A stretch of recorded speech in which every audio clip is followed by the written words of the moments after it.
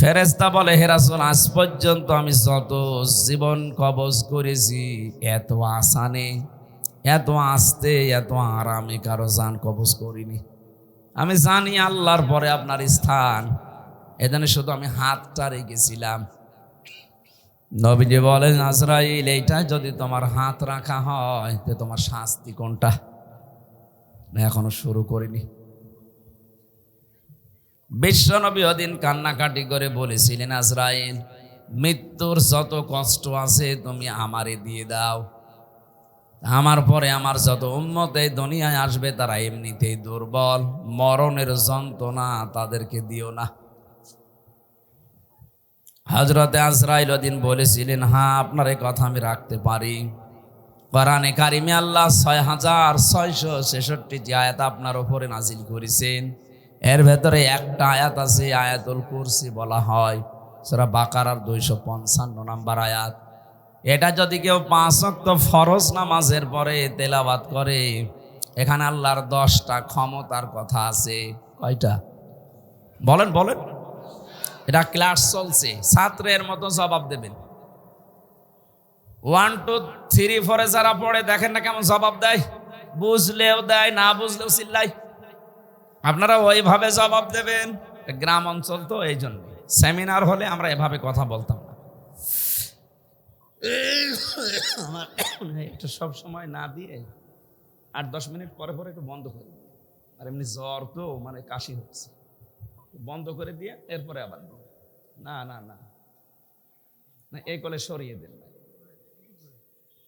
এই অত না, একেবারে যদি রওশনের সাথের মতো মরে যাবো তো। আরেকটু আরেকটু, ঠিক আছে। এই যান যান, রিভাব আরো বেশি, আমার কণ্ঠে সমস্যা তো। কালকে মাহফিল ছিল চুয়াডাঙ্গা জীবননগর, শ্বশুর বাড়ি, একেবারে শ্বশুরের গ্রামে। এর চাইতে মনে হয় 10 ডবল মানুষ হবে। শাশুড়ি দেখে পাগল হয়ে গেছে, জামাই ধরে রেখেছে। আবার সকালে এই খাবার মাবার খাওয়ানোর কারণে আমার দেরি হয়ে গেছে। এই যে জার্নি, শরীর আর কভার করছে না। জেলখানায় যে কি খাওয়াইলো, ও পালিয়েও গেল, আমারে খাওয়িয়েও গেল। ও তো পালিয়েই যাবে, আর 3 বছর আগে যেতে পারল না, আমার এই জেল খাটা লাগে না। কি খাওয়িয়েছে জেলখানায় আল্লাহ জানে। আমি এত চেষ্টা করছি স্বাভাবিক হওয়ার জন্য, কিন্তু না, শরীর পড়ে যাচ্ছে। আমার মনে হয় কিছু খাওয়িয়েছে ওরা। যারে বিদায় করে দিতে চায় তারে আস্তে আস্তে সোলো পয়জন এগুলো দিয়ে দিয়ে মেরে ফেলে। কোরআনের পাখি দেলাওয়ার হোসাইন সাইদি রহমতুল্লাহ আলাইহি, ওনারে সারা জীবন বিভিন্ন রকমের উল্টাপাল্টা জিনিস দিয়ে, সারা জীবন দেখতাম জেলের ভেতরে দুর্বল, উনি তো শক্ত মানুষ, কিন্তু দুর্বল করে ফেলেছিল। এরপরে ওনার আবার ডায়াবেটিস, শেষে দেখলেন না ইঞ্জেকশন দিয়ে মেরে ফেলল। অনেকে বলেন না উনি মরে গেছে। কে মরে গেছে? 10 মিনিট ওনার সাথে আমি ছিলাম, এমনি এমনি মরে না। হ্যাঁ, যদিও সারা জীবনে তার দোয়া ছিল, আল্লাহুম্মা ইন্নী আসআলুকা শাহাদাতান ফি সাবিলিক, হে আল্লাহ, তুমি যাই করো আমাকে শাহাদতের মরণ দিও। এই কারণে জালেমদের হাতে আল্লাহ তাকে শাহাদতের মরণ দিয়েছে, আর যাকে তাকে আল্লাহ শহীদের মরণ দেয় না, কারণ এটা অনেক দামি জিনিস। শহীদ এ শব্দটা শুনতে ছোট, কিন্তু এত দামি এটা। যারা শহীদ হয় তারা মরে না। আলা তাহসাবান্নাল্লাযীনা কুতিলু ফি সাবিলিল্লাহি আমওয়াতা বাল আহইয়াউন ইনদা রাব্বিহিম ইরসাকুন, সূরা আলে ইমরান 169 নম্বর আয়াত। আল্লাহ তাআলা বলেন, হে নবী, যে মানুষগুলো শহীদ হয় এদেরকে আপনি বলবেন না যে মরে গেছে, এমনকি ধারণাও করবেন না। এক জায়গায় আছে ওয়ালা তাকুলু লিমা ইউকতালু, আর এক জায়গায় আছে ওয়ালা তাহসাবান্নাল্লাযীনা কুতিলু। মুখ দিয়ে তো বলবেনও না, অন্তরে ধারণাও করবেন না যে যারা শহীদ হয়েছে এরা মরে গেছে। না, মরে গেছে তো ওই মানুষটা, যে মানুষটা জুলুম, অত্যাচার, নির্যাতনের মাস্টার মাইন্ড ছিল, এরা মরে যায়। কিন্তু শাহাদতের মরণ পেলে মানুষ মরে না, এরা জীবিত থাকে এবং আল্লাহ নিজে তাদেরকে কুদরতের হাতে খাবার খাওয়ায়। সুবহানাল্লাহ বলেন। উনি যদি সত্যিই মারা যেতেন, এই যে আমার পাশে যারা মুরব্বী বসে আছে, এ মানুষগুলোর ঈমান অবশ্যই আছে। কিছু না থাক আল্লাহ একজন আসে, বিশ্বাস নেই। এখন যদি এই বিশ্বাসের উপরে মরে যায়, কবরে থাকবে, ঘুমিয়ে থাকবে, এতটুকু শেষ। এই কথা বলেন মানে, হ্যাঁ? এরপরে 5-7 মিনিট পরে প্রশ্ন করব, যদি বলতে না পারে না এই জায়গায় এসে কানের নিচে দেবো একটা। এ আর কি মারা কথা নিয়ে এসেছেন। উনি যদি এই অবস্থায় ঈমান নিয়ে মারা যেতে পারে, কবরে শুয়ে থাকবে। মাম বাআসনা মিন মারকাদিনা হাযা মা ওয়াদার রহমান ওয়া সাদাকাল মুরসালুন। কিয়ামতে যেদিন সিংহায় ফুৎকার দেওয়া হবে, ফাইদা নুফিখা ফিস-সূর, ওই ফুৎকারের সঙ্গে সঙ্গে উনি চোখ মুখ ডলতে ডলতে উঠবে আর ধমক দেবে, আমারে জাগালেন কেন? আমি তো ঘুমিয়েছিলাম। মনে হচ্ছে কেবল 8-10 মিনিট আগে ঘুমিয়েছে, অথচ কোটি কোটি বছর ওর জীবন থেকে আল্লাহ পার করে দিয়েছেন। ঘোষণা দেওয়া হবে, এইটাই সেই রহমানের ওয়াদার দিন, কিয়ামত কায়েম হয়ে গেছে, ওঠো। আপনি একটু সামনে দৃশ্যটা নিয়ে আসেন তো নিজের জীবনে, যে এরকম একটা সময় আমাদের সবার সামনে আসবে। কিয়ামতের ওই কঠিন ময়দান যেদিন কায়েম হয়ে যাবে, একটা ফুৎকারে আপনি উঠবেন, চোখ ডলতে ডলতে উঠে দেখবেন যে সবাই দৌড়াচ্ছে ময়দানে, হাসরের ময়দানের দিকে। ফাইদা নুফিখা ফিস-সূরি ফালা আনসাবা বাইনাহুম ইয়াওমাইযি ওয়ালা ইয়াতাসাআলুন। যেদিন ফুৎকারটা দেওয়া হবে, ওই দিনের পর থেকে আল্লাহ পাক কিয়ামত যখন বিচার শুরু করবেন, তখন পর্যন্ত কোনো সম্পর্ক আর থাকবে না। যত রকমের সম্পর্ক দুনিয়া আপনার ছিল, রক্তের বলেন, আত্মীয়তার বলেন, দলীয় বলেন, পৃথিবীর বিভিন্ন সম্পর্ক আমাদের সাথে আছে, এমনকি প্রেমিক প্রেমিকার সম্পর্ক থাকবে না। অনেকে দেখে মাথায় হাত দিয়ে বলে, আল্লাহর কসম করে বলো যে আমারে ভুলে যাবা না। কিসের ভুলে যাবা না?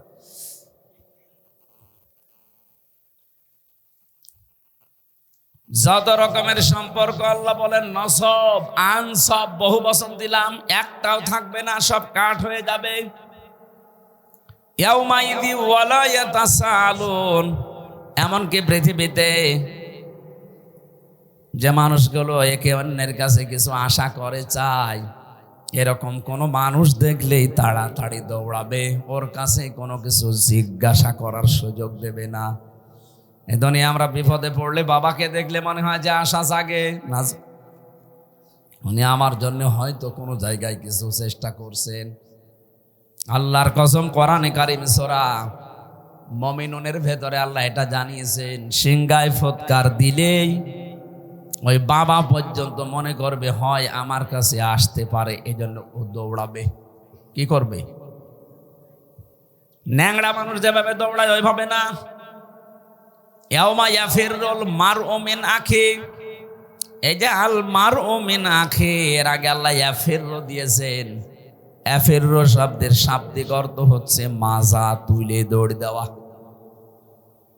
আপনার আত্মীয় স্বজন যত রকমের সম্পর্কের মানুষ আছে, ও দেখা মাত্রই মাজা তুলে দৌড় দেবে। বলেন নাউজুবিল্লাহ। এই জন্য আমার এই কথাটা একেবারে বাস্তব, আপনি নিজের চোখের সামনে মিলাবেন। কিয়ামতের দিন সবাই যখন উঠতে থাকবে, আর শহীদ যারা হয় এই মানুষগুলো খেতে থাকবে। সুবহানাল্লাহ বলতে পারেন না? এই জন্য শহীদ এর শব্দটা খেলাচোরা বিষয় না। এ জেলাতে যিনি রাষ্ট্রপতির দায়িত্বে ছিলেন, শহীদ জিয়াউর রহমান, শব্দটা ওনার নামের আগে আন্দাজে লাগানো হয়নি, চিন্তা ভাবনা করে লাগিয়েছে। সারা পৃথিবী জানে এই বাংলাদেশের সংবিধানের ওপরে, আল্লাহর ওপরে আস্থা, এই কথাটা উনি লিখেছিলেন। কথা বলে না কেন? বিসমিল্লাহির রহমানির রহিম, এটা দিয়ে সংবিধান শুরু হবে, এটা উনি লিখেছিলেন।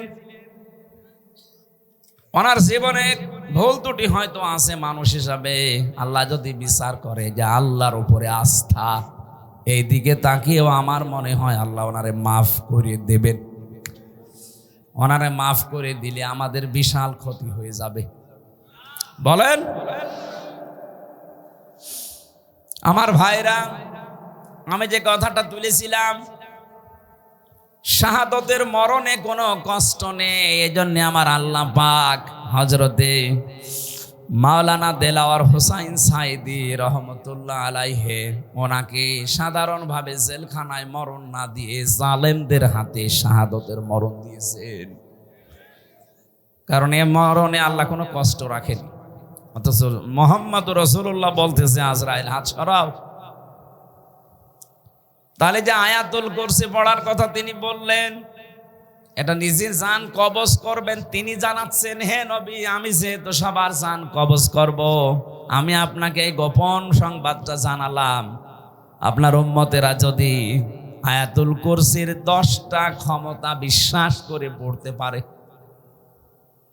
অনেকের মনে আশা জেগেছে যে আমি আয়াতুল কুরসি পড়ি। আরে ভাই না, এর ভেতরে 10টা জিনিস আল্লাহ সাজিয়ে দিয়েছেন।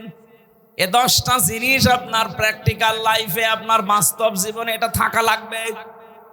আপনি আন্দাজে পড়ে গেলেন, একটাও আপনার জীবনে নেই না, ওইরকম আয়াতুল কুরসিতে হবে না। আমি বহু হিন্দুর সাথে মিশে দেখেছি, আমার রিমান্ডে অনেক হিন্দু অফিসার পেয়েছি। আমার আর কোরআনের কারিমে কেমন আয়াত, তো আমার মনে হয় আমার চাইতে ওর কোরআন বেশি জানা আছে। এমন এমন আয়াত রাতের বেলা যখন পাহারা দিত ওই রিমান্ডে, এমন এমন আয়াত এসে পড়তো, কি গো নাম মনে হচ্ছে উল্টা পাল্টা, সুব্রত বালা, দেবদুলাল, মোহন কুমার, এর নাম তো সব মুসলমানের। এরা পাহারা দিত কিন্তু আয়াত পড়তো কোরআন শরীফের। ইয়া আইয়ুহাল্লাযীনা আমানু ইন্না মিন আজওয়াজিকুম ওয়া আওলাদিকুম আদুওয়াল লাকুম ফাহদারুহুম। কিভাবে পড়েন? যে কোরআন শরীফ আমাদের আয়াত আছে, যে যে বিষয়ের আয়াতগুলো আছে 8টা 10টা 15 20টা করে আয়াত মুখস্থ করে রিমান্ডে আমারে প্রশ্ন করতে, আমার এই ওয়াজ নিয়ে, যে আপনি এই ওয়াজ করেছেন এই আয়াতের সাথে, হ্যাঁ আপনি কেন এই জায়গায় এই কথা ঢোকালেন? বদরের ময়দানে এখানে 14 জন শহীদ হয়েছে, 14 জন কাফের মারা গেছে। আপনি এই জায়গায় তথ্যটা আগে না বলি পরে বললেন কেন? এগুলো ওরা আয়ত্ত করে নিয়েছে। কেন? ও মানুষগুলো দেখতাম মাঝে মাঝে আল্লাহর ভুল ধরত, আমার রিমান্ডে প্রশ্ন করে আর আল্লাহর ভুল ধরে, যে আল্লাহর এই কাজটা ঠিক হয়। আপনার কাছে পরামর্শ নিয়ে আল্লাহ কাজ করার দরকার ছিল। শয়তান। সব চাইতে বেশি পেয়েছিলাম ওই যে মাটির নিচে আয়না ঘর, যেটা রিমান্ডে ওখানে নিয়ে যখন রেখে পাহারা দিত, রাত 12টার সময় একদল আসতো, অধিকাংশ হিন্দু। এমন এমন আয়াত থেকে প্রশ্ন জিজ্ঞাসা করে আর ওই 1.5 মিনিট 2 মিনিট ভিডিও শোনায়। দেখেন তো এটা আপনার নাকি? কোথায় বলেছিলেন? চুয়াডাঙ্গায়। এইটা কোথায়? কুষ্টিয়ায়। এইটা নাটোরে। আমি বললাম যে 1.5 ঘন্টা কথা বলি আমি, এর আগে নেই পরে নেই, 1.5 মিনিট 2 মিনিট কোথা থেকে পান? বলে আমরা সারাদিন বসে বসে শুনি আর দেখি কোন জায়গায় হাত লাগানো যায়। হাত লাগাবেন, হাত লাগাতে হলে আমার চাইতে আপনার আয়ত্ত বেশি থাকা লাগবে। কথা বলেন না কেন? কেউ যদি ভুল ধরতে চায়, আমার আজকের আয়াতের তাফসিরে আমার কোরআনের ওপরে মাস্টার্স করা আছে। আমার মতো যারা করেছেন লেখাপড়া, তার উপরে পড়াশোনা করা লাগবে। একটা ইঞ্জিনিয়ার পাশ করে 10 তলা বিল্ডিং এর প্ল্যান দিয়েছে, আর এই যে দোকানে চা খালা, ওর যে হাল হকিকত দেখি আসলাম। ওই লোক এসে যদি বল না এ প্ল্যানে ভুল হয়েছে, ওর দাঁত মুখ ফেলে ফেলার দরকার না। এই কথা বলছে না? এই লোকটা অনার্স মাস্টার্স করেছে এই বিষয়ের ওপরে, এতদিন লেখাপড়া করছে, 16 বছর পড়া লাগে, 16 থেকে 18 বছর। একটা প্ল্যান দিল আর আপনি চার দোকানদারি করছেন, লবণ ঠিক মতো দিতে পারেন না, মিষ্টি ঠিক মতো দিতে পারেন না, আর আপনি ভুল ধরছেন এই প্ল্যানে। আমার যে মানুষগুলো ভুল ধরছে, অবস্থা কিন্তু ওদের ওই রকমই ছিল।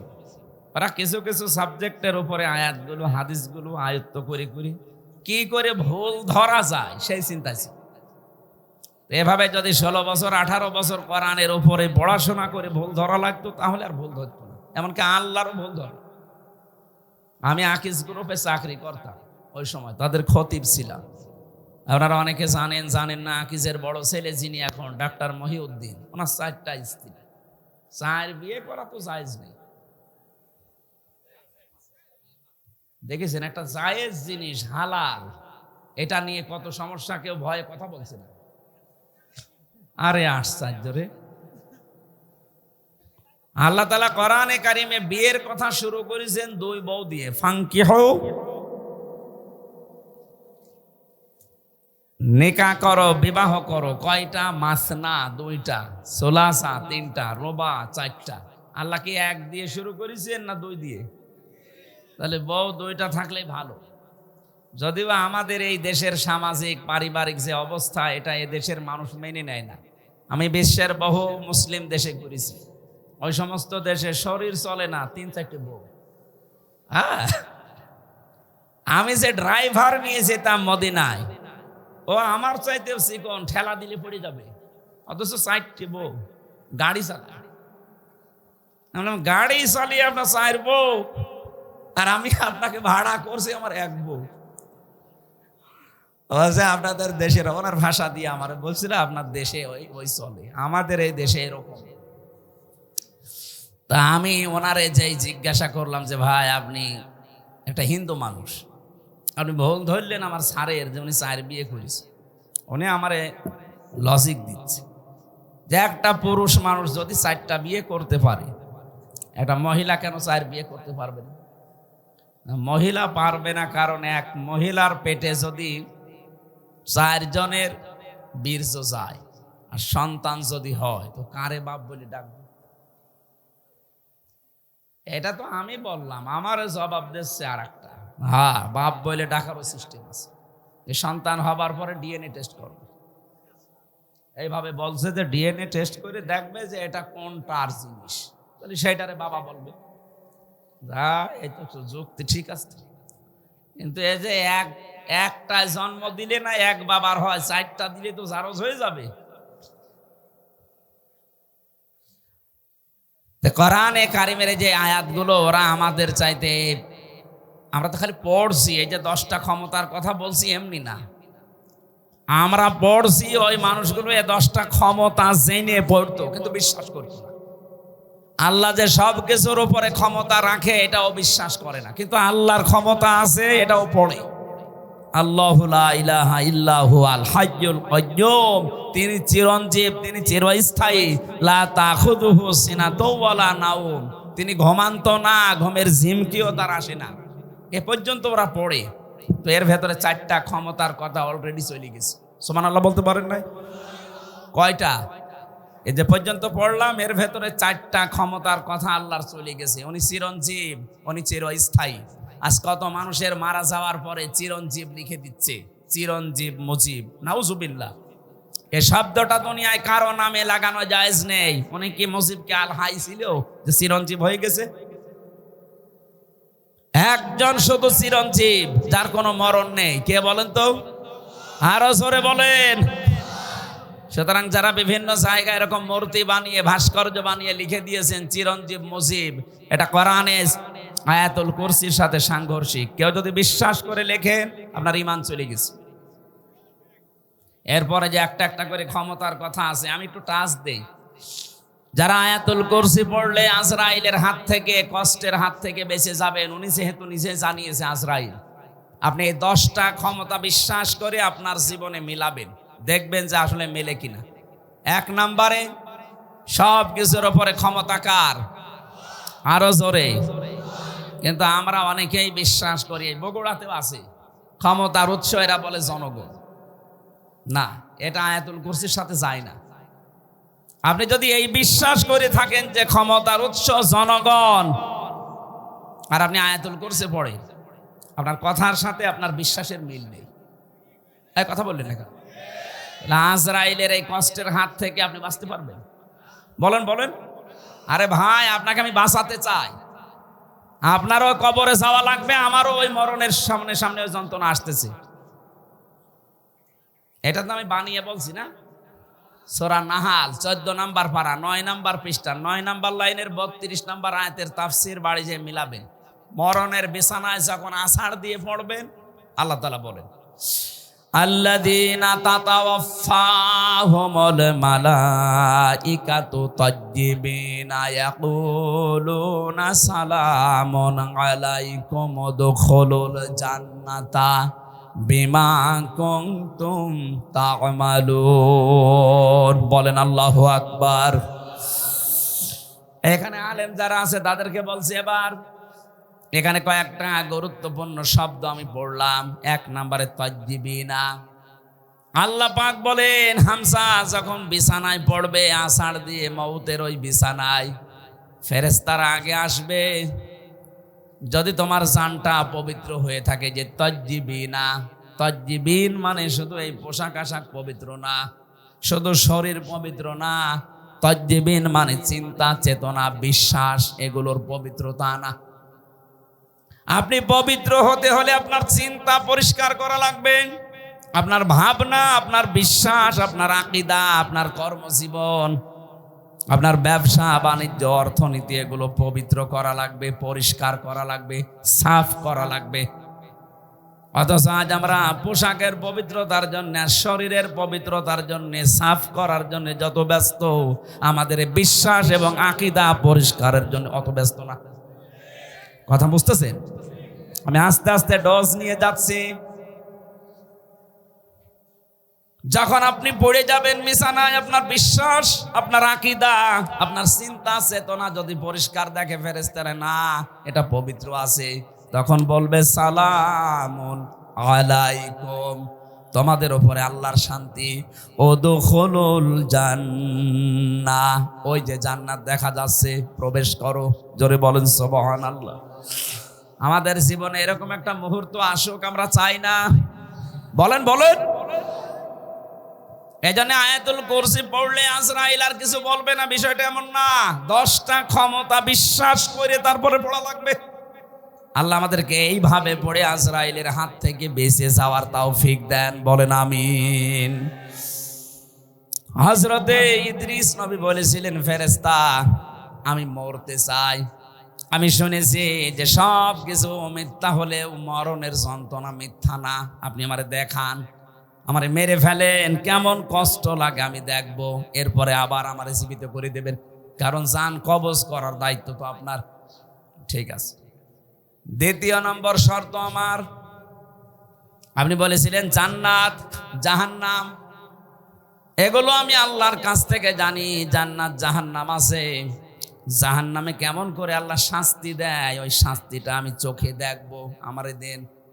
জাহান্নামের ভেতরে দিয়ে দেন, আমি দেখিয়ে তারপরে আপনি আমারে আবার বের করে দেবেন। ঠিক আছে।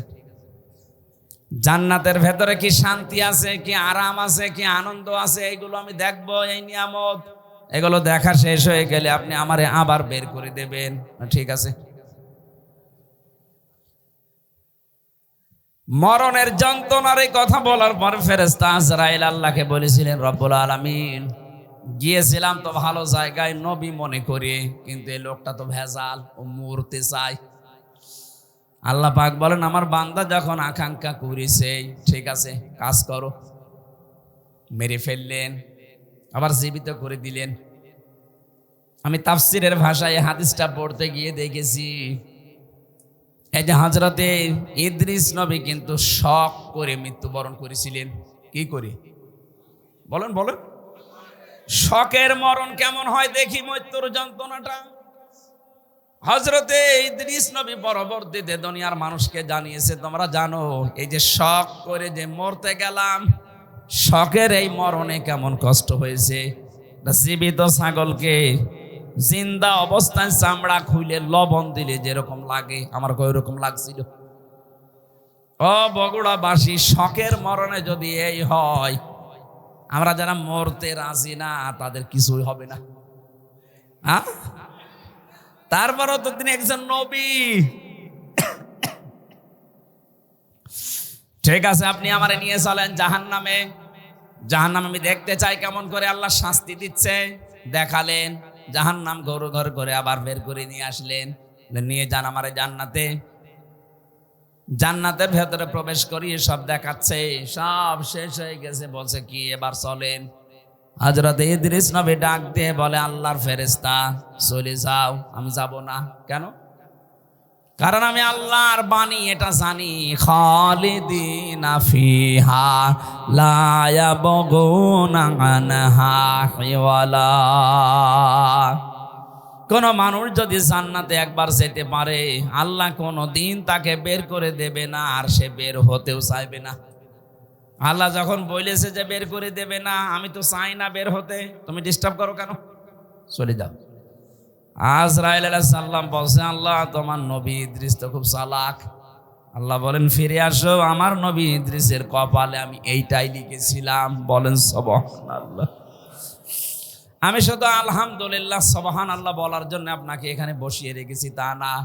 এখানে শিক্ষা কি পেলাম? হযরত ইদ্রিস নবী কিন্তু যে কোনো কায়দায় জান্নাতে গেছে। কথা বলে না কেন?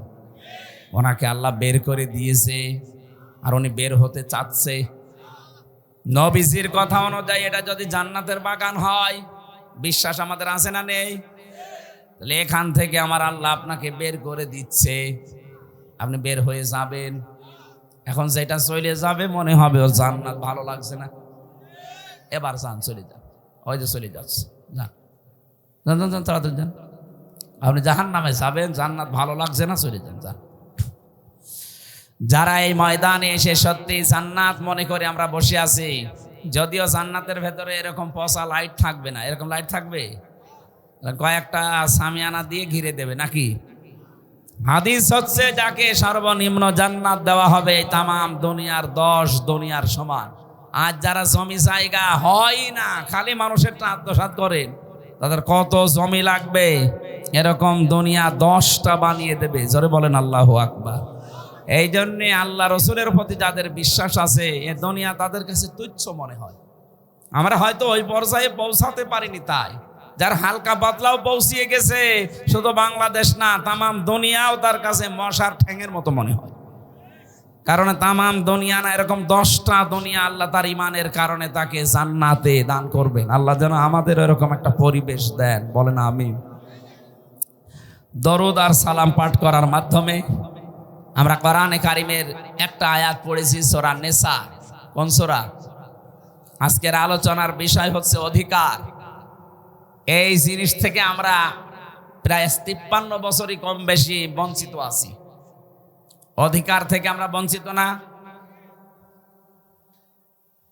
হযরতে মুআজ ইবনে জাবাল রাদিয়াল্লাহু তাআলা আনহু ইয়ামেনের গভর্নর হয়ে তাকে যখন আল্লাহর নবী পাঠাচ্ছিলেন, ডাক দিয়ে বললেন, মুআজ, আল্লাহর উপরে তোমার যে অধিকার, তোমার উপরে যে আল্লাহর অধিকার তুমি কি জানো? বলছে, না, আপনি ভালো জানেন। নবীজি বললেন, তোমার উপরে আল্লাহর হক হচ্ছে তুমি আল্লাহর একনিষ্ঠভাবে গোলামি করবে, ইবাদত করবে। আর আল্লাহ পাক তোমার উপরে, তোমার আল্লাহর উপরে হক হচ্ছে আল্লাহ পাক দয়া করে তোমারে মাফ করে জান্নাতে দিয়ে দেবে। এজন্য আমার উপরে আল্লাহর কিছু হক আছে। মাওলানা আব্দুল বারী সাহেব, হয়তো আমি একটু আঁচ পেয়েছিলাম, একটু ঘুমিয়েছিলাম, যখন উঠলাম দেখলাম এই আয়াতগুলো পড়ছিল।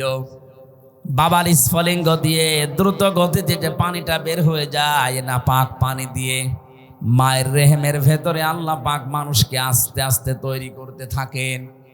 সুম্মা খালাকনান নুতফাতা আলাকাতান ফাখালাকনাল আলাকাতা মুদগাতান ফাখালাকনাল মুদগাতা ইযামা ফাকাসাউনাল ইযামা লাহমা। জোরে বলেন সুবহানাল্লাহ।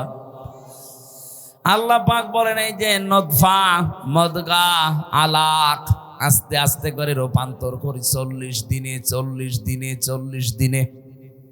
আলাক শব্দের শাব্দিক অর্থ হচ্ছে যোগ। কি বললাম? এই যে পানির নিচে যেগুলো থাকে মানুষের শরীরের সাথে লেগে যায়, মায়ের জরায়ুর ভেতরে দেওয়ালের সাথে ঠিক 40 দিন আমরা এইভাবে যোগের মতো ঝুলিয়েছিলাম। এখান থেকে আস্তে আস্তে চর্বি, চামড়া, গোশত এগুলো দিয়ে দিয়ে আমার আল্লাহ মানুষ বানিয়েছেন। এ রক্তের প্রবাহমান ধারা তৈরি করেছেন শরীরের ভেতরে, একটা আলাদা আকৃতি দিয়েছেন আমাদেরকে তিনি নিজে। এই যে ফেরেশতাদের দেখতে পাচ্ছেন এই বডিটা, এটা ফেরেশতারা বানিয়েছে। আর এই যে আকৃতি যেটা মুখ, এর ভেতরে আল্লাহ 5টা ইন্দ্রিয় শক্তি দিয়ে আল্লাহ নিজে বানিয়েছেন। বলেন সুবহানাল্লাহ। এ মাথার ভেতরে জিনিস আছে কয়টা? বলেন বলেন। যে চিন্তা আসে কোন জায়গা থেকে? মাথা থেকে। বলেন না কেন? শোনেন আপনি কি দিয়ে? কান দিয়ে। কথা বলেন, নিঃশ্বাস নিচ্ছেন,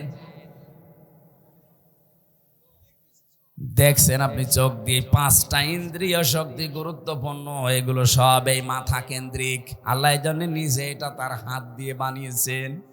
লাকাদ খালাকনাল ইনসানা ফি আহসানি তাকওয়িম। অবশ্যই আমি সব চাইতে সুন্দর আকৃতি দিয়ে বানিয়েছি মানুষকে। কে বলছেন? আরো জোরে বলেন। এত সুন্দর করে আমি মানুষ বানালাম। পৃথিবীর একটাই সৃষ্টি, এই যে কাবা শরীফ, যদিও কালো গিলাপ দিয়ে ঢেকে রাখা আছে। দুনিয়ায় কত কিছু তো কালো দেখি আমরা। এই যে ভমর কালো, কোনো মানুষ একবার ভমর দেখে আর একবার তাকাতে মনে বলে আমি পাইনি। কথা বলছে না কেন? পেঁচা, বাদর, চামচিকা, এরা নিজেরা তো কালো, আবার কালো জিনিস এরা ভালোবাসে, অন্ধকার। এই জন্য এদের যা চেহারা, এদের একবার দেখলে আর একবার দেখতে মন চায় না। কাবা শরীফও কালো, একটা এমন একটা আকর্ষণ আল্লাহ ওর ভেতরে দিয়েছে, যতবার তাকাবেন মনে হয় আর একবার তাকাই। নবীজি জানিয়েছেন পৃথিবীর 2টা জায়গা আছে যেখানে তাকিয়ে থাকলে সওয়াব হয়। একটা কাবা শরীফ, আর একটা আপনার মা আর বাবা। জোরে বলেন সুবহানাল্লাহ। মায়ের দিকে, বাবার দিকে কেউ যদি মহব্বতের নজরে তাকিয়ে থাকে, একটা নফল হজের সওয়াব হয়ে যায়। সাহাবী বললেন, হে নবী, আমি যদি 100 বার তাকাই?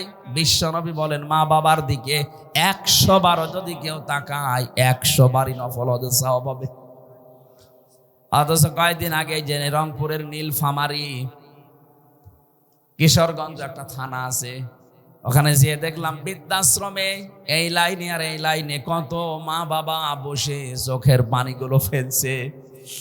এদের চোখের দিকে তাকালে আমি বুঝতে পেরেছি এরা সন্তানের জন্য বরদোয়া করছে। যে মায়ের দিকে, বাবার দিকে শুধু তাকালেই হজের সওয়াব হয়ে যায় নফল। অথচ ওরাও তো কোনো মা বাবার সন্তান ওদেরও আছে, ওরা রেখে এসেছে নিজের ইচ্ছা করে ওই বৃদ্ধাশ্রমে। একটা সন্তান বলেন তো কখন তার মা আর বাবাকে বৃদ্ধাশ্রমে রেখে আসে? আমার যতটুকু মায়া মহব্বত ইমান আছে, আমার দ্বারা সম্ভব না। যদি আমার বউ, ছেলে, মেয়ে সব ছেড়ে দেওয়া লাগে, তাও আমার মা আর বাবাকে বৃদ্ধাশ্রমে রেখে আসা সম্ভব না আমার ইমানে। ওরা তো রেখে এসেছে। কথা বলে না কেন? ওরা রেখে এসেছে কোন কারণে? ওদের পেছনে কোনো কারণ আছে। আমি একবার রাঙ্গামাটি গিয়েছিলাম, লংগদু থানা, ওখানে একটা বৃদ্ধাশ্রম আছে। বললাম আমারে নিয়ে চলেন তো দেখি আসি।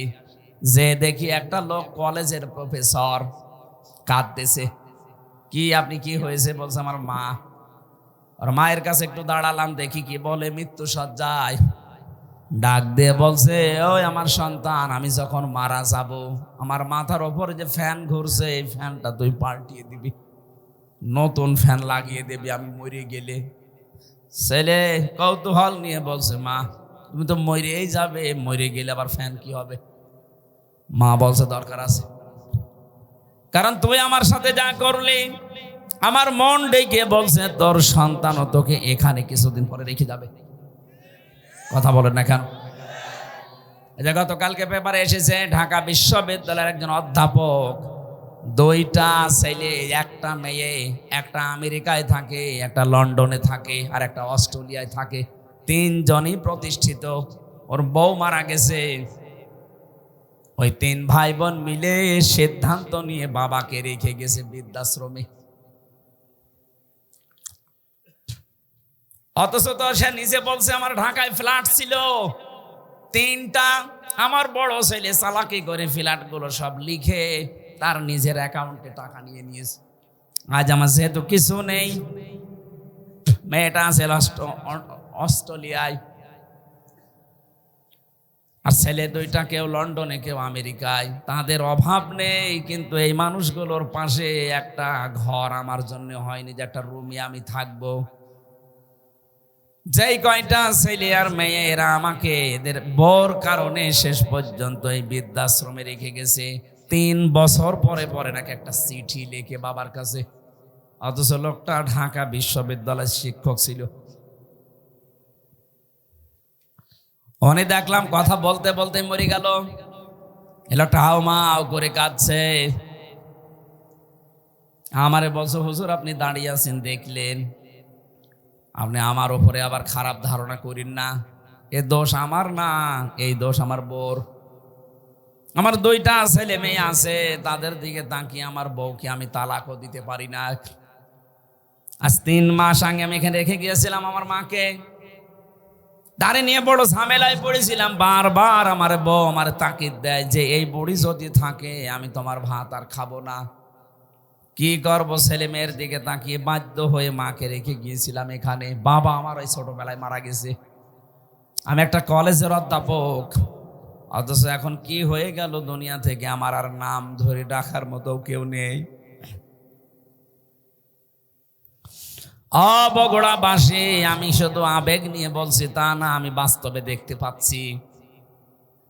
রাঙ্গামাটি লংগদু থানার এই যে মাটা মারা গেল, কলেজের অধ্যাপক, এখানে বহু মানুষ ঠিক তার পরিবারের কাছে ওই রকমই। একটা বাবা 8টা 10টা 16 17 20 22 25টা ছেলে মেয়ে আমি দেখেছি। 25টা ছেলে মেয়েকে বাবা মানুষ করতে পারছে এক হাতে এক কাঁধে তুলে নিয়ে, অথচ 25টা ছেলে মেয়ে মিলেও একটা বাবা আর মাকে খাবার দিতে পারে না। শেষ পর্যন্ত 15 দিন বা 1 মাস করে পালাপালি করে নেয়। বগুড়াতে নেই। সিদ্ধান্ত নেওয়া লাগবে, আমার মা বাবাকে যদি আলাদা করতে কেউ চায় দুনিয়া থেকে, আমি দরকার হয় তারে আলাদা করে দেব। সম্মানিতা মা বোনেরা, আমি নিজে স্বামী, আল্লাহর কসম করে বলছি, আমি সহ যত স্বামী এখানে বসে আছে, কোন স্বামী কিন্তু মন থেকে চাই না যে আমার বিয়ের পরে আমার মা বাবা আলাদা হয়ে যাক। না, আমি যা খাবো আমার মা বাবা তাই খাক, আমি না খেয়ে থাকলে ওরা না খেয়ে থাক, তা আমার সাথে থাক। কথা বলে না কেন? এই পরিবেশটা আমরা অনেক জায়গায় দেখছি নষ্ট হয়ে গেছে। বিয়ে করার কিছুদিন পরেই সন্তান আর পেরে ওঠে না, শেষ পর্যন্ত এই মা বাবাকে হয় আলাদা করে দেয়, নাই বৃদ্ধাশ্রমে দিয়ে দেয়। কথা বলেন ঠিক কিনা? এই ছেলেটার পেছনে যে সবচাইতে বেশি ভূমিকা পালন করেছে এটা তার বউ, আর এই বউকে কোট বুদ্ধি দেয় ওখান থেকে এই বউর মা আর ওর বড় বোন। ওখান থেকে খালি ইনজেকশন পাঠায়, ওই আর কতদিন থাকবে একসাথে, আলাদা হয়ে যা, আরামে খেতে পারবি। আমি কি বেশি বলে ফেললাম? আল্লাহ রাব্বুল আলামিন বলেন, এত কষ্ট স্বীকার করে করে তোর মা তোকে পেটে বহন করে চামড়া গোশত চর্বি দিয়ে যখন একটা আকৃতি তোকে বানিয়ে দিলাম, এই মানুষটাকে আমি আল্লাহ আস্তে করে মায়ের পেট থেকে বের করে নিয়ে আসলাম। আল্লাহু আখরাজাকুম মিন বুতুনি উম্মাহাতিকুম, মায়ের পেট থেকে আস্তে করে বের করার দায়িত্ব আমার। এই দায়িত্বটা এখন ডাক্তাররা পালন করছে, আল্লাহর উপরে এখন আর নেই। কথা বলেন না কেন? আজ 100টার প্রায় 95টা সিজার ছাড়া হচ্ছে না। প্রশ্ন আসতে পারে, তাহলে আপনারা কেন এই স্টেজে যারা বসে আছে এদের কি মা ছিল না, নাকি আকাশ থেকে পড়েছে? এ কথা বলছে না কেন? এদের মাকে তো সিজার করা লাগে নাই, অথচ আমাদেরটা এখন করা লাগছে। আজ অধিকাংশ মানুষের মেয়েদের ভরসাই হয়ে গেছে, না হবে না, ও সিজার করাই লাগবে। আল্লাহ বলছেন, ঠিক আছে তোর দায়িত্ব আমি ছেড়ে দিলাম, যা তোর ওই হাইব্রিড বাচ্চা আমি কেটেই বের করব। কথা বলেন না কেন?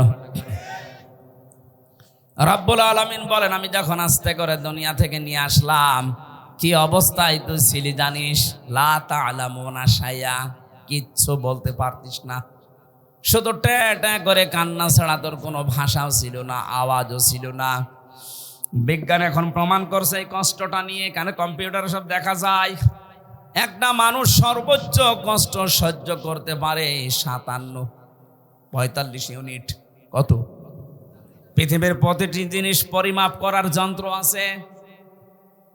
এই যে প্যান্ডেলটা, এটা কতটুকু, এটা পরিমাপ করার জন্য একটা অস্ত্র আছে না, ফিতা আছে, ফিতা। আপনি কাউকে দেন, সে এই ফিতা দিয়ে মাপ দিয়ে বলতে পারবে এটা কতটুকু। আপনি যদি এইরকম চাউল নিয়ে এসে বলেন এটা মেপে দেন, দাড়ি পাল্লা আছে, কথা বলেন না কেন? এই যে পানির বোতল আছে, এটা লিটার, সিসি, কেজি দিয়ে মাপা হয়। পৃথিবীর প্রতিটি জিনিস মাপ করার জন্য আলাদা আলাদা যন্ত্র আছে। আল্লাহ পাক বলেন, তোর মা তোকে দুনিয়ায় আনতে যে কষ্টটা পেয়েছে, ডেলিভারির কষ্ট, এইটার জন্য একটা পরিমাপের যন্ত্র আছে। এই কষ্টটা পরিমাণ হচ্ছে 45 ইউনিট। এর বেশি হলে পুরুষ মানুষ মারা যাবে। কিন্তু একটা মা দুনিয়ার ময়দানে সন্তানের মুখ দেখতে হলে 57 ইউনিট কষ্ট সহ্য করা লাগে। কত? 45 থেকে 57। আপনি টের পাচ্ছেন? রব্বুল আলামিন বলেন, আস্তে আস্তে যখন তোকে এভাবে নিয়ে এসে কথা বলা শিখালাম, খাওয়ালাম, এভাবে হামজা বানালাম, তোর প্রতি আমার কিছু দায়িত্ব আছে। আমি তোকে যা যা দেওয়ার সব দিয়ে দিয়েছি। এখন তোর উপরে আমি আল্লাহ কিছু চাই এইটা, ওয়াবুদুল্লাহ, তোরা আমার ইবাদত করবি। কার? মানে ইবাদতটা কি, এইটাই আমরা অনেকেই জানিও না, মানিও না। অনেকে মনে মনে ভাবে না, আবার জেনে ফেললে আবার কাজ করা লাগবে, জানি না তাই মানি না, ভালো আছি না। একটা সাফ কথা শুনেন, ইসলামের কোন নিয়ম নীতি যদি আপনি জানেন কিন্তু মানেন না, তাহলে আপনার একটা গুনাহ হবে। কয়টা? আর ইসলামের কোন নিয়ম আপনি জানেনও না, মানেনও না, আপনার ডবল গুনাহ হবে। কেন বলেন তো? কারণ আপনি জানাও ফরজ, মানাও ফরজ। জানার ফরজ আপনার আদায় হয়েছে, মানার ফরজ আদায় হয়নি, এজন্য গুনাহ হবে কয়টা? কিন্তু আপনি জানেনও না, মানেনও না। আপনার জানার ফরজ যেহেতু আদায় হয়নি, মানার ফরজও আদায় হয়নি। এই জন্য যারা বলে জানার নাম ইসলাম না, মানার না ইসলাম, এটা একটা শয়তানি। আপনি না জানলে মানবেন কি করে? এলাকায় বহু মানুষ আছে সুদ খায় কিন্তু জানে না, এই ধান্দায় মনে মনে ভাবে আল্লাহর কাছে আমি বলবো, আল্লাহ আমি জানতাম না। কথা বলছেন এখন? এই যে যারা টাকা ছেড়ে রাখেন, 1000 টাকা ছেড়ে দেয়, 1 মাস পরে 1200 টাকা করে নেয়, এটা যে সুদ হয় অনেকে জানে না। না, আপনি বলবেন যে আমি জানি না, এই যতদিন বলবেন যে আমি জানতাম না ততদিন আপনার অসুবিধা নেই। কিন্তু যেই বলবেন আমি জানতাম, তুমি জেনে করলেন কেন? এই ধারণা আমাদের ছিল যে জানতাম না তাই আল্লাহকে বলবো আমি জানি না তাই মানি না। না, আপনার গুনাহ হবে ডবল। আপনি জানেন না কেন? আমি কি জেনে এসেছি? আমার জানা লেগেছে। এই কথা বলছেন না কেন? এই এলাকায় হয়তো এই গুনাহ এখনো আরম্ভ হয়নি। এই যে টাকা ছেড়ে রাখে, টাকা আসে, কিন্তু অনেক জেলায় এটা আছে। এই এলাকায় যারা এই কাজ করছেন, টাকা ছেড়ে রাখেন আর টাকা আসে, এটা প্রকাশ্য সুদ। মায়ের সাথে জেনা করার মতো গুনাহ করছেন আপনি। এটা ছেড়ে দেওয়া লাগবে। কারা কারা এই গুনাহ ছেড়ে দেবেন? হাত তোলেন তো। এই এলাকায় তো সব 180 মাইল বেগে। ঠিক আছে, আপনারা এই এলাকায় তো প্রায় সবই মায়ের সাথে জেনা করছেন। সে না খেয়ে থাকেন, না খেয়ে মরে যান, তারপরও জাহান্নামে যাওয়া লাগবে না। কিন্তু মায়ের সাথে জেনা করে গেলে জাহান্নামে শুধু না, ইদাফ লাহুল আযাব ইয়াউমাল কিয়ামা, জেনাকারীদের শাস্তি ডবল হবে। কয়টা বলেন? তাহলে এই গুনাহটা এখনো পর্যন্ত আপনার এলাকায় আছে, আর আপনি নামাজ পড়েন, রোজা রাখেন, হজ করে আসেন। কিসের হজ করেন? আজকেই সিদ্ধান্ত নিয়ে বাড়ি যাবেন যে না, আমি আর এই গুনার সাথে নেই। টাকা যা ছেড়ে রেখেছি, আগামী মাস থেকে টাকা শুধু 1000 দিলে 1000ই নেব, 1200 নেব না। পারবেন না ভাই? এটা যদি আপনি নাই পারেন তো কেন কষ্ট করে রাতের বেলা বসে আছেন? আপনি বাড়ি যেয়ে ঘুমান আর আপনার আমল নামায় উঠতে থাক, আপনি এই জায়গায় লেখা উঠবে আপনি মায়ের সাথে জেনাকারী। বলেন নাউজুবিল্লাহ। কুষ্টিয়ার বড় বাজারে দেখলাম আসরের নামাজ পড়ে গেল, আমার সাথে নামাজ পড়ে দোকানের সামনে দিয়ে ঘুরতেছে, আর কে টাকা দেয়, টাকা নিয়ে কি লেখে, কি গো নামাজ পড়ে আসলো আর এই লোক এত টাকা পায়। চলে যাওয়ার পরে দোকানদারকে বললাম, ভাই কিসের টাকা দিলেন? হুজুর বলা যাবে না। বলা যাবে না মানে? প্রতি মাসে মাসে উনি একবার করে এখানে আসে, আল্লাহরে ওলি টাকা নিয়ে যায় আমার কাছে, 10,000 করে আমারে টাকা দেয় মাসে মাসে, আর 1,000-এ 100 টাকা করে বেশি। এটা কি সুদ? বলেন না কেন? এগুলো স্বর্ণের দোকানে দেখলাম বেশি দেয় ওরা।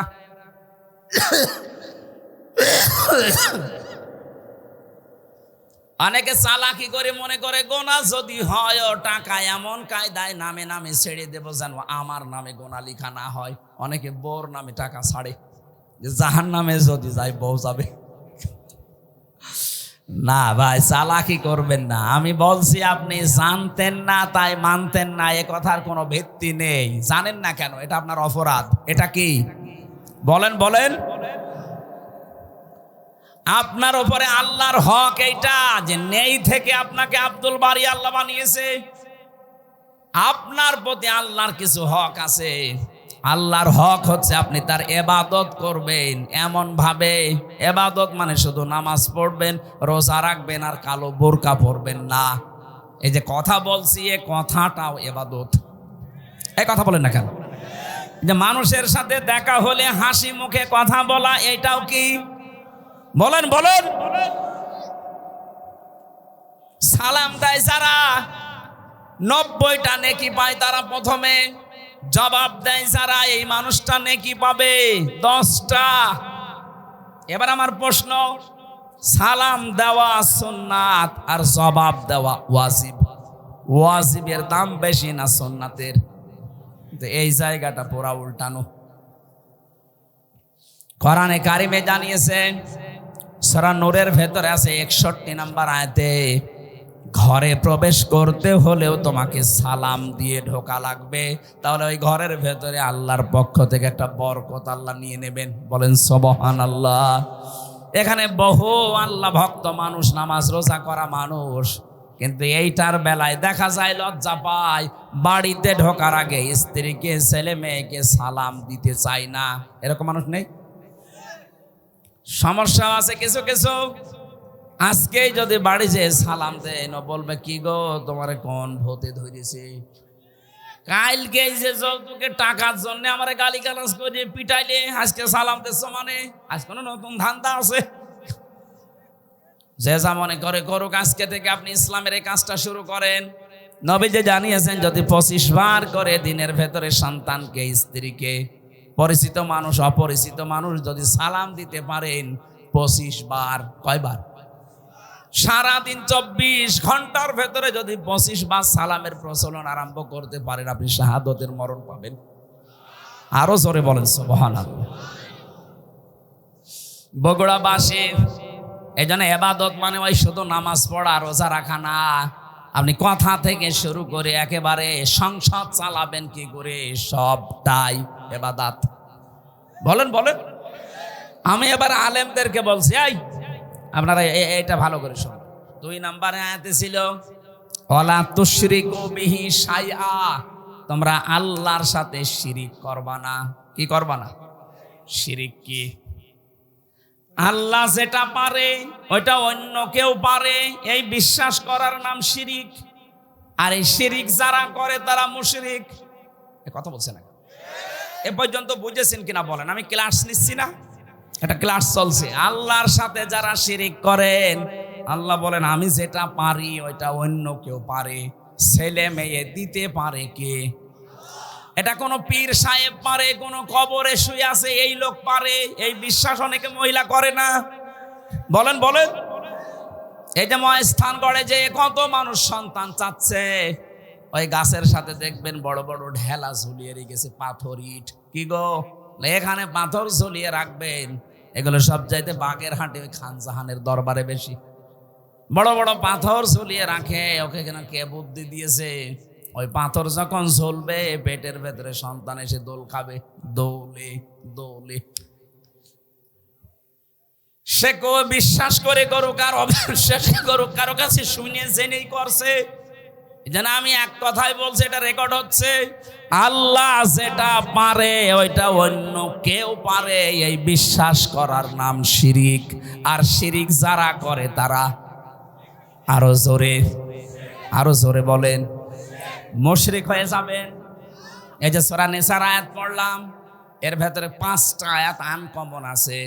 নবীজি বলেন এই 5টা আয়াত পেয়ে আমি এত খুশি হয়েছি, তামাম দুনিয়া দিয়ে দিলেও আমি এত খুশি হতাম না। তার ভেতরে এইটা, ইন্নাল্লাহা লা ইয়াগফিরু আইয়ুশরাকা বিহি ওয়া ইয়াগফিরু মা দুনা যালিকা লিমান ইয়াশা। এ পৃথিবীর সব গুনাহ আল্লাহ ইচ্ছা করলে মাফ করে দিতে পারেন, কিন্তু শিরিক করলে তার মাফ নেই। কে বলছেন? আরো জোরে বলেন। এবার আসেন আমি একটা একটা করে দিচ্ছি। এই সন্তানের ক্ষেত্রে বুঝলাম আল্লাহ বাদে কারো এখানে হাত, আরো জোরে। ক্ষমতায় দিতে পারে আল্লাহ ছাড়া অন্য কেউ, কিন্তু যারা বলে জনগণ তাদের ঈমান আছে, হ্যাঁ ঈমান আছে, কিন্তু শিরকপূর্ণ ঈমান। আর শিরকপূর্ণ ঈমান থাকলে আল্লাহ তাকে মাফ। বগুড়াবাসী সত্যি করে বলছে, আল্লাহর কসম আপনাকে আমি ভালোবাসি, আপনি ভুল পথে আছেন। এই দেশে যারা এই বিশ্বাস করে না তারা বিপদে ছিল এতদিন। যারা বলতো না ক্ষমতার উৎস আল্লাহ, তাদের নিবন্ধনও বাতিল করে দিয়েছিল, তাদের নিষিদ্ধও করেছিল। এক কথা বলছেন না কেন? যারা বলতো না ক্ষমতার উৎস জনগণ, তারা ঠিক ছিল। আর ভাই আপনি তো জাহান্নামে যাচ্ছিলেন, এদেরকে ব্যান্ড করার পরও এরা মানে নাই, বলছে না ক্ষমতার উৎস জনগণ, মানি না তো মানি না। আল্লাহ ঠিক যেন 5 দিন পরে তাদের পোড়াটা উল্টিয়ে দিয়েছেন। কারণ ওই জালেমরা হাত দিয়েছে জামাত ইসলামের গায়ে না, ওরা হাত দিয়েছে সরাসরি একেবারে আল্লাহর গায়ে। আল্লাহু আকবার, আল্লাহু। আপনি এই জায়গায় বলেন যে আল্লাহ সব কিছুর উপরে, আর এই ক্ষমতার মতো একটা ছোট্ট জিনিসের কাছে এসে বলছেন না এইটার মালিক আল্লাহ না জনগণ। যাদের এরকম বিশ্বাসে অপবিত্রতা আছে, আপনি পাল্টিয়ে যাবেন আজকে। এর জন্য যদি দল ত্যাগ করা লাগে ওইরকম দল ত্যাগ করবেন না। এবার আওয়াজ বেশি হয়নি আমি জানি, আর এটা বগুড়ায় হবেও না। হ্যাঁ কথা বলছে না কেন? যেই দলের বিশ্বাসে এই শিরিক আছে যে ক্ষমতার উৎস জনগণ, ওইটার মুখে ঝাঁটা মেরে চলে আসা লাগবে। ও দল যদি আমার বাবাও তৈরি করে, ও দলে আমি নেই, কারণ আমার বাবা জাহান্নামে গেলে আমি তার সাথে যেতে পারি না। হ্যাঁ কথা বলেন, নাকি বাবার সাথে যাবেন? এবার একটা নতুন তথ্য বলছি, এখানকার আলেম চলে গেছে নাকি? হ্যাঁ এবার ভালো করে শুনবেন। আল্লাহ রাব্বুল আলামিন বলেন, ওয়ামান দাখালাহু কানা আমিনা। সূরা আলে ইমরানে আছে, 93 নম্বর আয়াতের মাঝের অংশে আছে। রব্বুল আলামিন বলেন, এই যে কাবা শরীফের যে চত্বরটা, এখানে কেউ প্রবেশ করলে তাকে আল্লাহর নিরাপত্তা দিয়ে দেয়। কে? কেন? ফিহি আয়াতুম বাজ্জিনাতুম, এখানে আল্লাহর বিভিন্ন নিদর্শন আছে। মাকাম ইব্রাহিম একটা নিদর্শনের নাম, মাকাম ইব্রাহিম, যেটা লিফট হিসাবে ব্যবহার করে ওই পাথরের উপরে দাঁড়িয়ে দাঁড়িয়ে ইব্রাহিম আর ইসমাইল নবী কাবা ঘর বানিয়েছিলেন। এই যে লিফট আবিষ্কার হয়েছে এই পাথর থেকে, দাঁড়ালে এই লিফটের মতো চলে যেত উপরে। আবার যখন মনে করতেন আমি নেমে পাথর আবার নিতে চাই, তখন আবার নিচে নেমে পড়তো। যারা হজে গেছেন দেখেছেন কাবার পাশে কয়েক হাত ধরে হযরতে ওমর ওই পাথরটা ওখানে রাগিয়ে রেখেছেন, আগে কাবার সাথে ছিল। এখন মানুষের সুবিধার্থে এটা করা। আল্লাহ পাক বলেন এই চত্বরের ভেতরে আল্লাহর বহু নিদর্শন আছে। তার 1 নাম্বার নিদর্শন, ইন্না আউওয়ালা বাইতিন উযিআ লিন-নাস লাল্লাযী বিবাক্কাতা মাক্কাতা মুবারাকাও ওয়া হুদাল লিল আলামিন। পুরাতন প্রাচীন একটা নাম মক্কা শরীফের বাক্কা। কি নাম?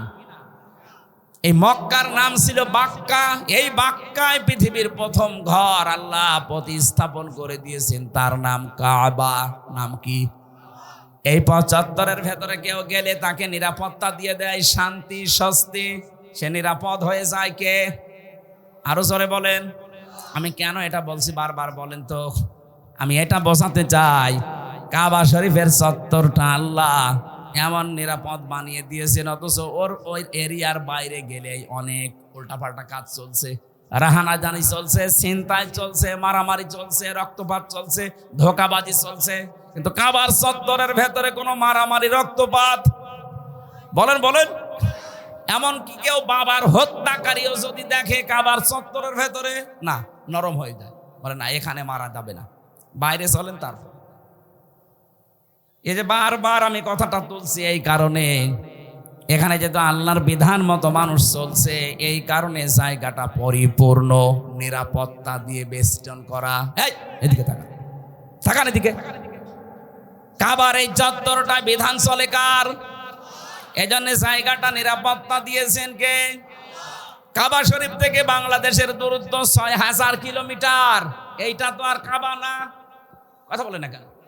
তাহলে এই ৫৬,০০০ বর্গ মাইলের বাংলাদেশ যদি কেউ নিরাপত্তা চাদর দিয়ে ঢেকে রাখতে চায়, এখানেও ছিনতাই হবে না, এখানেও রক্তপাত হবে না, এখানেও ধোঁকাবাজি হবে না। ওখানে যেমন আল্লাহর বিধান কায়েম করার মাধ্যমে আল্লাহ নিরাপত্তা দিয়েছেন, এই ৫৬,০০০ বর্গ মাইলে আল্লাহর বিধানটা কায়েম করে দেন, ঠিক কাবা শরীফের মতো হয়ে যাবে। এটা আমি বানালাম না, সূরা আনামের ৮২ নম্বর আয়াতে এই তথ্যটা আছে। আল্লাযীনা আমানু ওয়া লাম ইয়ালবিসু ঈমানাহুম বিযুলমিন উলাইকা লাহুমুল আম। আল্লাহ পাক বলেন, এই যে মানুষগুলো এইভাবে আল্লাহর কুদরতি আঙ্গুল এই বগড়া ধনুটের দিকে তাকিয়ে বলছে, এই যে এই মানুষগুলো আল্লাহর পক্ষ থেকে নিরাপত্তা পাওয়ার হকদার। কারা? যারা তাদের ঈমানের সাথে শিরিক মিশ্রণ করে না। এখানে জুলুম মানে শিরিক। তাহলে আমরা বাংলাদেশকে যদি কাবার মতো নিরাপত্তা দিতে চাই, এই ৫৬,০০০ বর্গ মাইলে বসবাস করে যদি আমরা নিশ্চিন্তায় থাকতে চাই, আমাদের চুরি ডাকাতি ছিনতাইয়ের রক্তপাতের হত্যার কোনো ভয় থাকবে না, আয়না ঘরের কোনো অস্তিত্ব থাকবে না। তাহলে এই দেশে যারা আছি শিরিক মুক্ত জীবন গঠন করা লাগবে, আর জোরে বলা লাগবে। শিরিক কি? এই আয়াতের দ্বিতীয় শব্দ এটা, আবুদুল্লাহ ওয়ালা তুশরিকু বিহি শাইআ। আল্লাহর ইবাদত করবা আর শিরিক করবা না। শিরিক এবার আমি পেয়েছি তাফসিরে, শিরিক বিল জাত, শিরিক বিল সিফাত, শিরিক বিল ইখতিয়ারা, শিরিক বিল হুকুক। এই ৪ প্রকারগুলো আবার শ্রেণী বিভাগ করে করে ৮ প্রকার, ১২ প্রকার, ২২ প্রকার, ৪২ প্রকার, ৭২ প্রকার, ১২০ প্রকার পর্যন্ত শিরিক আছে। সবগুলো আমি নোট করেছি। এক একটা বিষয়ের উপরে এত কথা আল্লাহ লুকিয়ে রেখেছে, যত গবেষণা করবেন তাফসীর আকারে তত বের হবে। জোরে বলেন আল্লাহু আকবার। এই জন্যই তাফসীর করতে গেলে এরকম সময় লাগে। এখন শিরিক শব্দ নিয়ে যদি এত বেশি, ইবাদতের ব্যাখ্যা ছিল ৯টা, শিরিকের ব্যাখ্যা আছে ২৭টা। এটা প্রকার হিসাবে ভাগ করা যায় ১২০ প্রকার, ১২০ শ্রেণীতে। এতগুলো শিরিক থেকে যদি সত্যি আমরা মুক্ত হতে পারি, দেশের মাথা চালাচ্ছি, আমাদের বিশ্বাসে শিরিক থাকবে না, আমাদের আকীদায় শিরিক থাকবে না, আমাদের সমাজে শিরিক থাকবে না, আমাদের সংসদেও শিরিক থাকবে না। সংসদে একটা শিরিক ছিল, আল্লামা দেলাওয়ার হোসেন সাইদি রহমতুল্লাহ আলাইহি ওটা তুলে দিয়েছেন। এই যে মাথা নিচু করে ঢোকা লাগতো, মুসলমানের মাথা শুধু নিচু হবে কার সামনে? ওই স্পিকারের সামনে এভাবে যাওয়া লাগতো আগে, মাথা নিচু করে। উনি বলেছে না, মুসলমানের এই দেশে এই শিরিক চলতে দেওয়া যায় না, সিস্টেম করে ওইটা বাদ দিয়ে দিয়েছে। এখন আর ওইভাবে যাওয়া লাগে না। কিন্তু ১৫.৫ বছরের দিকে তাকান, এই দেশটা যেন মানুষ মুশরিক হয়ে যায়। ওই দাদা বাবুদের মতো ওরা সর্বাত্মক চেষ্টা চালাচ্ছিল। কোথাকার কোন বাবার ছবি বিভিন্ন প্রতিষ্ঠানে টাঙিয়ে টাঙিয়ে সম্মানের জায়গায় রেখে দিয়েছে। ছেলে মেয়েরা এইভাবে করে করে পূজা করতো, আমি নিজে দেখেছি।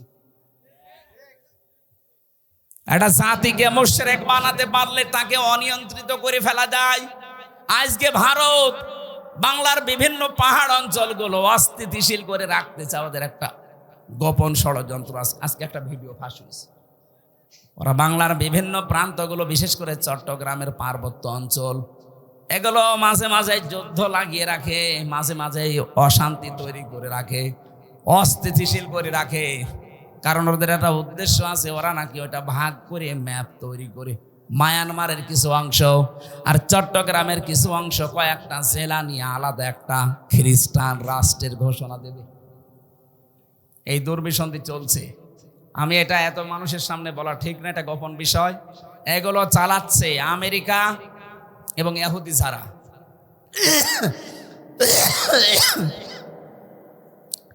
এদের এই গোপন ষড়যন্ত্র যদি বাস্তবায়ন হয়ে যায়, এই যে উপদেশটা 3 বার পাল্টিয়ে গেল, ডক্টর মোহাম্মদ ইউনূস থেকে একবার, এরপরে আবার কয়েকজন, এরপরে কয়েকদিন আগে আবার 3 জন, এগুলো এমনি এমনি করছে না, একটা দুর্বিসন্ধি আছে।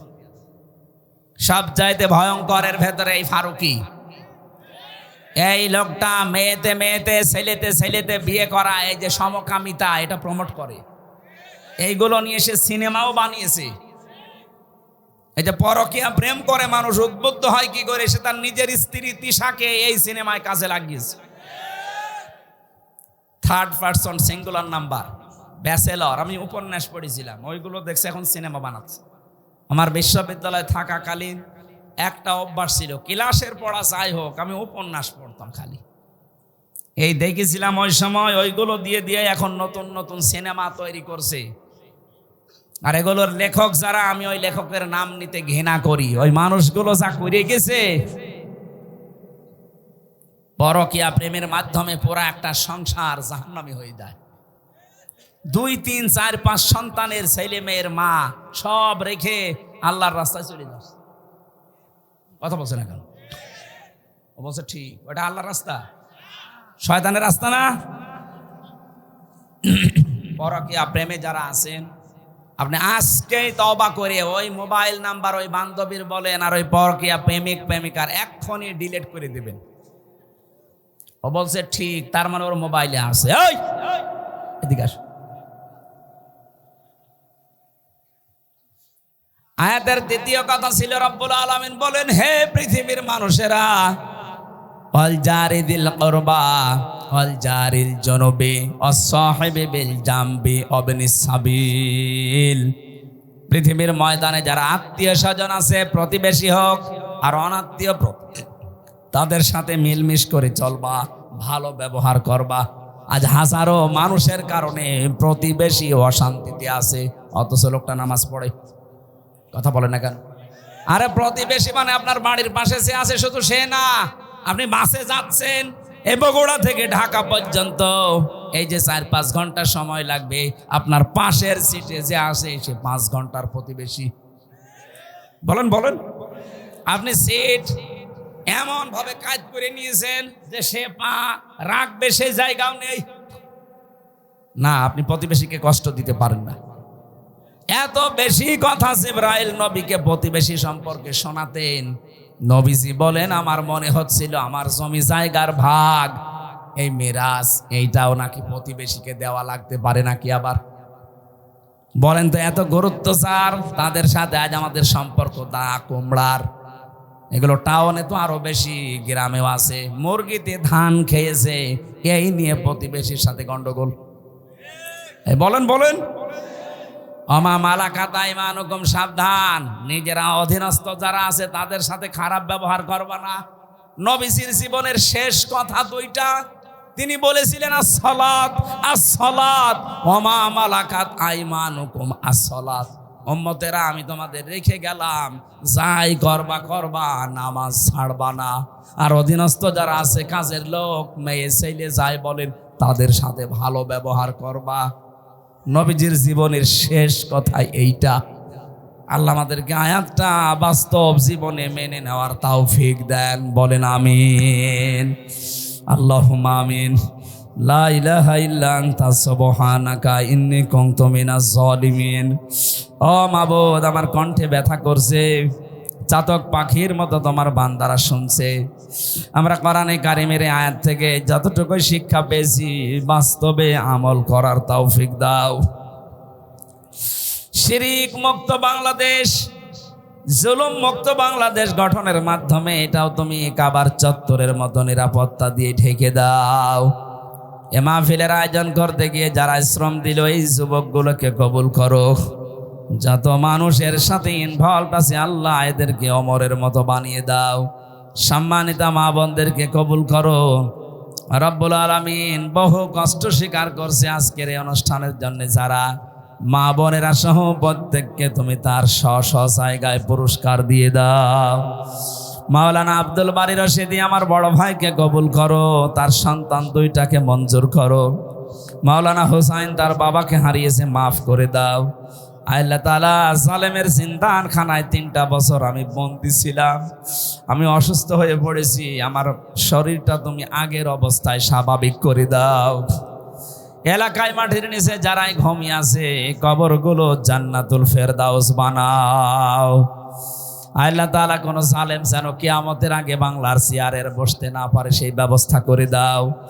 যারা দায়িত্বে আছে তাদেরকে সততা দাও, তাদের ভেতরে তাদের কলিজায় জাহান্নামের ভয় তুমি ঢুকিয়ে দাও রব্বুল আলামিন। আমি আবার বলছি আমার কণ্ঠটা তুমি ছেড়ে দাও। বারাকাল্লাহু লানা ওয়া লাকুম ফিল কোরআনিল আযীম। মরণ যখনই আসবে একবার হলেও যেন আমাদের এই জবানে জারি হয়ে যায় লা ইলাহা ইল্লাল্লাহু মুহাম্মাদুর রাসূলুল্লাহ। আসসালামু আলাইকুম। আমার এই যে লিখিত যে বই আছে গাড়িতে ওটা নিয়েছে জি ভাই, আপনারা দয়া করে মাহফিলের বিশাল খরচ আল্লাহর রাস্তে আল্লাহকে সাক্ষী রেখে সামনে আরো বড় বড় বক্তা আনার জন্য সামনে গেটের সামনে বুথ আছে, আপনাদের হালাল টাকা থেকে 10টা 20টা টাকা 100 500 1000 টাকা সদকা জারিয়া মনে করে দিয়ে যাবেন। আর গেটের সামনে মুফতি আমির হামজা ভাইয়ের